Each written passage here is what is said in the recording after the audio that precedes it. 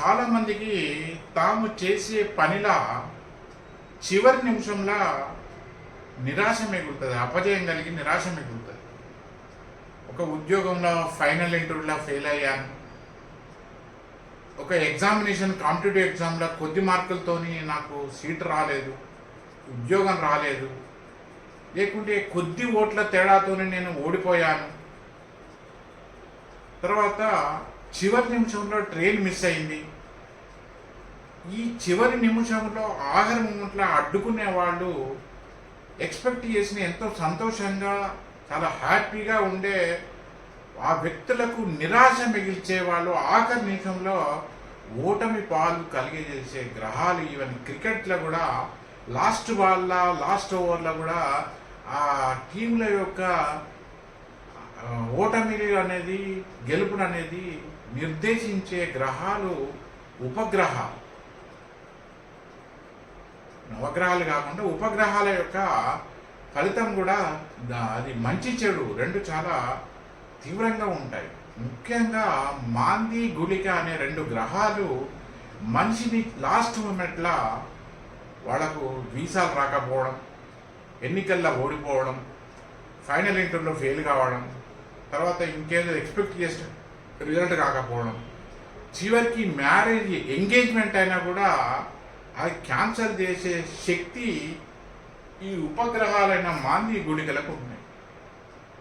మరి అందరు ఎవరు చెప్పలేదు, ఆలోచించలేదు. మరి దీనికి ఉపాయం ఏంటి, దీనికి పరిహారం ఏంటి?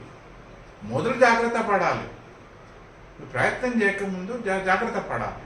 దీనికి రెండు రకాల అది ఉన్నాయి. ఒకటి, ఈ గ్రహాల యొక్క దుష్ప్రభావాన్ని కంట్రోల్ చేయడానికి ఆంజనేయ స్వామి అండ్ గ్రామ దేవత, పోచమ్మను, మైసమ్మను, దుర్గమ్మను, ఈ గ్రామ దేవత అండ్ ఆంజనేయ స్వామి, ఈ రెండు దైవాలు మాత్రమే. నేటి కాలంలో కాలభైరవుడు కూడా, తర్వాత గణపతి, ఈ 4 దైవ శక్తులకు మాత్రమే మాంది గుళిక శక్తి యొక్క దుష్ప్రభావం అనేది ఒక మనిషి చేసే ప్రయత్నంలో అపజయం పాలు కాకుండా కాపాడే గ్రహాలు. వీటి యొక్క దుష్ప్రభావం పడకుండే ఆ శక్తులు, దైవ శక్తులు గణపతి, కాలభైరవుడు, ఆంజనేయ స్వామి అండ్ గ్రామ దేవత. అలాగే వారు నివసిస్తున్న ఇంట్లో వాయవ్యం, పడమరం, దక్షిణ, north west, west and south, ఈ 3 దిశల్లో దోషం లేకుండా చూసుకుంటే ఇది వీళ్లకు ఈ మాంది గుళిక యొక్క దుష్ప్రభావం పడకుండా ఉంటుంది. ఎలా అంటే స్పీడ్ బ్రేకర్ వస్తుంది, మనం స్లో చేసుకుంటాం.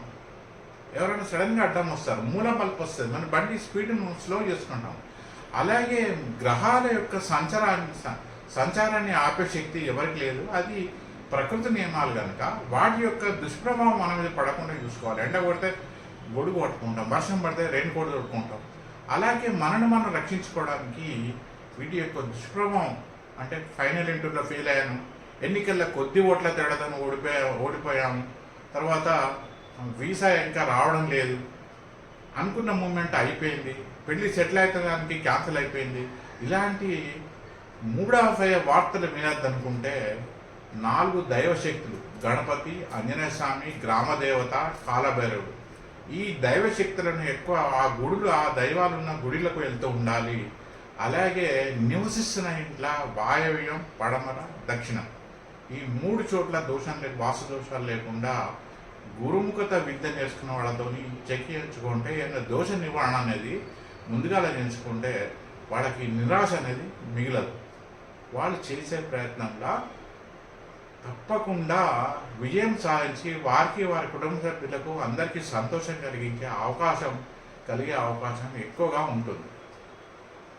ఉంటాను. దయచేసి నా అభిప్రాయం నచ్చిన వాడు నా వీడియో లైక్ చేసి, షేర్ చేసి, నా వేదిక వేసి యూట్యూబ్ ఛానల్ సబ్స్క్రైబ్ చేసి ప్రోత్సహించాలని కోరుతున్నాను. నమస్కారం.